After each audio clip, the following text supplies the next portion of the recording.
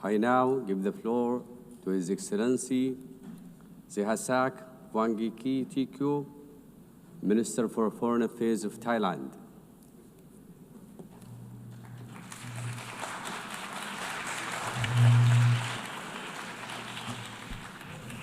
Mr. President, Excellencies, distinguished delegates, at the outset, I would like to congratulate you, Madam President, on your assumption to the presidency of the 80th session of the General Assembly. Though I assumed office only a few days ago, my government made it a priority for me to be here today because we believe this moment matters. This 80th anniversary of the United Nations comes at a time when the UN is at a crossroad, facing critical challenges. Let me begin by reaffirming Thailand's steadfast commitment to multilateralism. There is no doubt that the world still needs the UN, and the UN needs all of us. For the UN to fulfill its purpose, it must evolve with the changing times. Thailand, too, stands at an important crossroads, facing pressing challenges at home with no time to lose. Our vision reaches beyond our borders to the world at large, for we, like all nations, aspire for a peaceful, just, and inclusive world. It is in this spirit that Thailand stands ready to play a constructive role in shaping a United Nations that is truly fit for purpose, delivering peace, development, and human rights for all. Madam President, this year's general debate theme, Better Together, reminds us that the United Nations is strongest when we act together as one. First, we must unite as one community. 80 years ago, our community of nations adopted the UN Charter with hope for peace. Yet today, we face a world increasingly divided by protectionism, fragmentation, conflicts, and climate change that spares no nation. The war in Ukraine, now in its third year, continues to bring immense suffering and destruction. Likewise, the horrendous suffering in Gaza, where innocent civilians, especially children, are paying the heaviest price, weighs heavily on our collective conscience. It is a stark reminder that when peace is broken, the human cause is borne not only by nations, but by ordinary people whose lives are torn apart. As one community, every nation shares the responsibility to promote global peace and security. And this responsibility must be inclusive. Multilateralism is more effective when women participate fully, whether in peacekeeping, conflict prevention, or humanitarian response. Their voices, leadership strengthen our community and make peace more durable. I am confident that Madam President's election to lead this assembly will inspire us all to advance UN's Women Agenda with greater resolve. Thailand intends to do our part. Our peacekeepers continue to serve around the world, helping to rebuild lives torn apart by conflicts. At home, we have cleared over 99% of mine-contaminated areas under the Anti-Personnel Mine Ban Convention. This is not just about treaty obligations.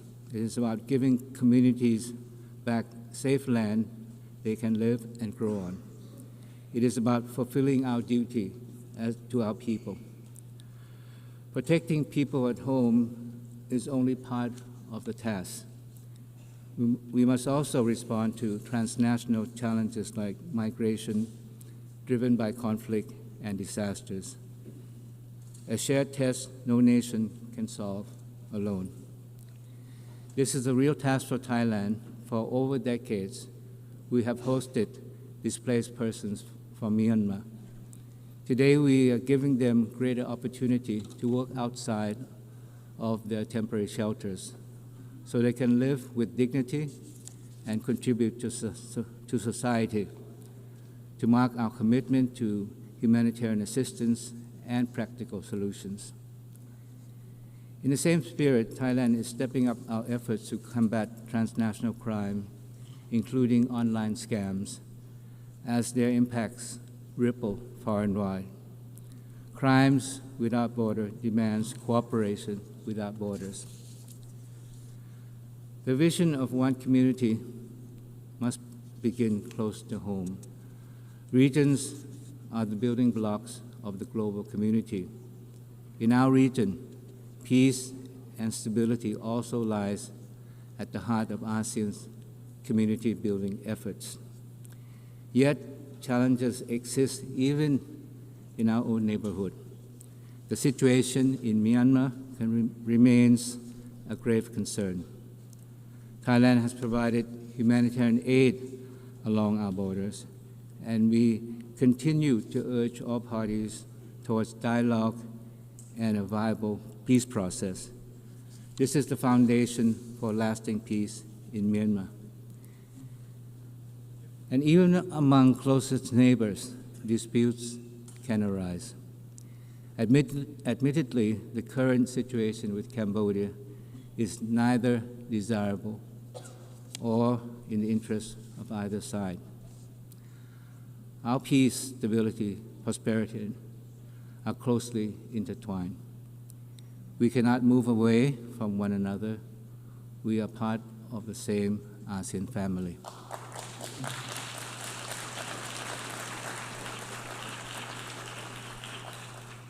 This morning, I intended to say something different and positive, reflecting hope for the future. But I had to rewrite the speech because of the most regrettable remarks by my Cambodian colleague. To my dismay, Cambodia continues to present itself as the victim.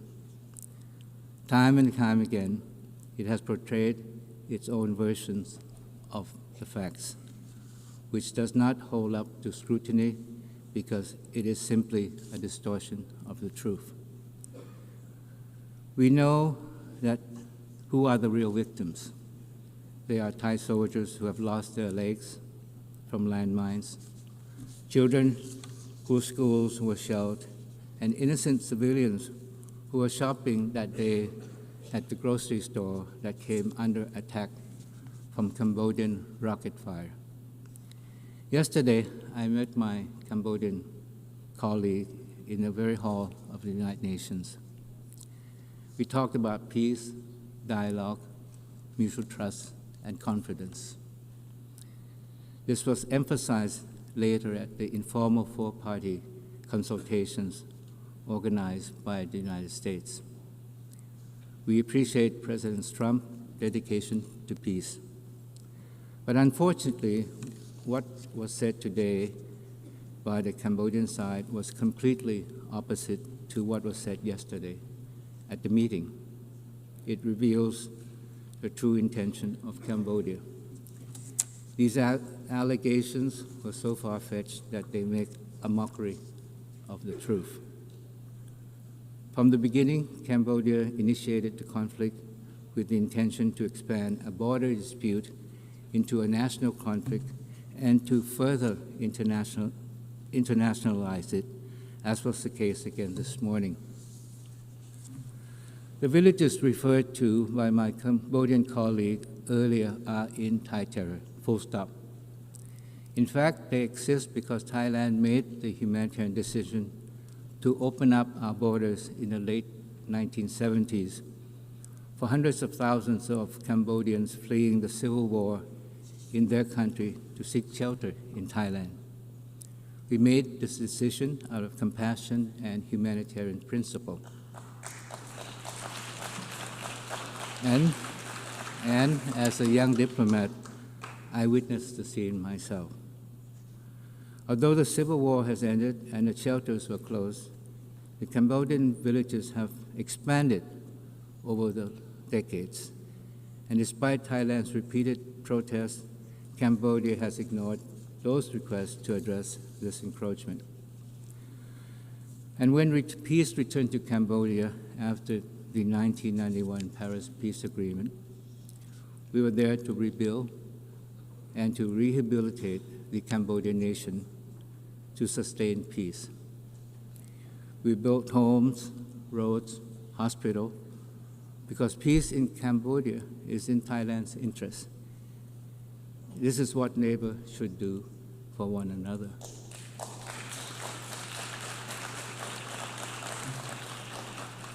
Mr. President, the ceasefire is still fragile. We must make it work. This demands commitment and sincere actions from both sides. Regrettably, Cambodia's continued provocation, including mobilization of civilians into Thai territory and recent firings toward our side, undermine peace and stability along the border. I am referring to a series of incidents since 23rd of September of Cambodia's troop firing at Thai troops stationed along the border. The most recent incident happened just today. Thai troops have also continued to detect surveillance drones intruding into Thai territory on a daily basis across the border areas. These actions constitute a violation of Thai sovereignty and territorial integrity, and the ceasefire agreement reached at the special meeting in Putrajaya, Malaysia, and reaffirmed at the bilateral border committee meeting. Now, let there be no doubt that Thailand has always and will always stand for peace, and we will do everything we can to find a peaceful solution to the current problem with Cambodia. At the same time, Thailand will always stand firm and resolute in the defense of our sovereignty and territorial integrity. We urge Cambodia to work with us in resolving the differences through peaceful dialogue and existing mechanism. Today, our two countries face a defining choice. As a close neighbor and as a friend, we must ask Cambodia which path they wish to take, the path of continued confrontation or the path of peace and cooperation. Thailand chooses the path of peace because we believe that the people of both countries deserve no less. But we really question whether it is the intention of Cambodia to join us in this pursuit for peace. For Thailand, dialogue, trust, and good faith are not just words, they are the way forward.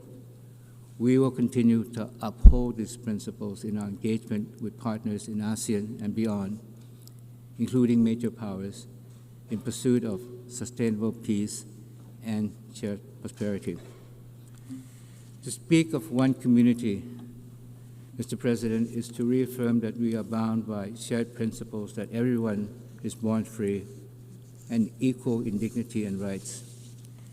As a member of the Human Rights Council for 2025-2027 and chair of the Third Committee of the General Assembly, Thailand is committed to promote and protect human rights for all. For us, it is not just about holding a seat at the table.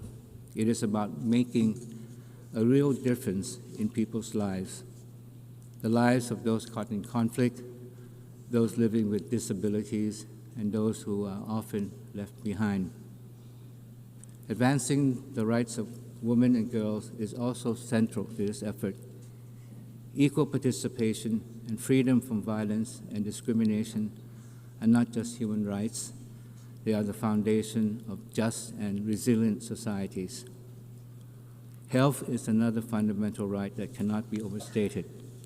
Ensuring access to care is not only about saving lives, it is about giving every person the chance to live with dignity and security.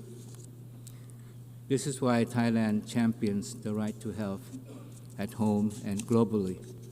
Our universal health coverage and village health volunteers put people first so that no one is left behind and every community is given the tools to thrive. Thailand is also contributing to global efforts on non-communicable diseases and pandemic preparedness, including through the WHO pandemic agreement. We do not know when the next pandemic will strike, and only by working together can we be prepared and ready. Mr. President, peace and human rights cannot stand without sustainable development. Yet today, development is under threat from rising protectionism, tariffs, and trade barriers may serve short-term interests, but they hurt us all in the long run and divide us when we need the most solidarity. Thailand believes that true prosperity is built not on walls of tariff, but on bridges of trust. Our path forward is open and fair trade, rooted in people-centered and inclusive development. But sustainable development is not just growth. It is about values and balance between progress and preservation. That is why Thailand's sufficiency economy philosophy, built on balance, resilience, moderation, has guided our development journey. It reminds us that true progress must empower people while protecting the planet. With only 5 years left to achieve the SDGs, we must strengthen partnership at all levels and confront the inequalities and financing gap that still hold back our common future. At the same time, we must never forget that the planet lies at the core of sustainable development. Climate change, the overarching threat of our time, is widening the gap between the haves and have-nots. Without stronger support for those most affected, we will fail both our people and our planet. As the UN turns 80, our task is simple but profound: to come together under one dedication. We are all bound by ideals, norms, and principles of the UN Charter. But the world has changed dramatically. Renewing our dedication to multilateralism is no longer optional. But the truth is, the history of the UN is filled with promises made but not kept. Each unfulfilled pledge erodes the credibility and weakens global trust. If the UN is to remain at the heart of multilateralism, we cannot afford to repeat this cycle. That is why the Pact for the Future adopted last year must become a blueprint for action. To deliver meaningful progress, our national actions must match our collective pledges. But for the UN to effectively deliver on its task, it must be equipped with the resources it needs. We must ensure that the UN has the means to achieve the ends it has been mandated to undertake, so that the UN can remain a driving force for peace and development. Mr. President, as we seek to rebuild, reinvigorate, and reform the UN, we must be guided by the vision of one future. For the UN to guide us into the future, comprehensive reform, including the Security Council, are imperative. The UN must be more representative, transparent, accountable, and also fit for the future, coherent in action, relatable to people, and adaptive to change. That is why Thailand strongly supports the UN 80 initiative. It is not just about closing financial gaps, but a once-in-a-lifetime chance to make the UN reconnect with the people it serves. But as we strengthen the UN, we must recognize its limit. The UN cannot do everything, and multilateralism is bigger than the UN alone. It thrives when rooted in strong regionalism. Regional institutions are the first responder to crisis, builders of trust among neighbors, and the bridge between global commitments and local realities. For Thailand, ASEAN is our home and our center. The upcoming 15th ASEAN UN Summit will show how shared principles become practical cooperation. Thailand is fully committed to advancing this partnership so that regional voices are fully heard in shaping global solutions. Building a strong global community goes beyond our generation. That is why we must embrace the power of youth. Marking the 30th anniversary of the World Programme for Action for Youth, Thailand reaffirms its commitment to invest and empower young people and give them real opportunities to drive change. With this in mind, Thailand is proud to have youth delegates joining our national delegation to the UNGA so they can actively participate in shaping the future they envision. For in the end, the future belongs to them. It should therefore be built by them. Mr. President, Excellencies, distinguished guests, in its 80th year, the United Nations must live up to its very name, nations that stand united. We gather here not only in celebration of what has been achieved, but to look ahead to what more we can accomplish together. The lessons of 80 years is clear. We are strongest when we stand as one community, bound by one dedication and united in shaping one future for all. This is the true meaning of better together as one. Thailand pledges to do our part, and more than that, we challenge ourselves and all our friends here today to turn words into deed. That is how we will make the next 80 years better than the last. Thank you very much.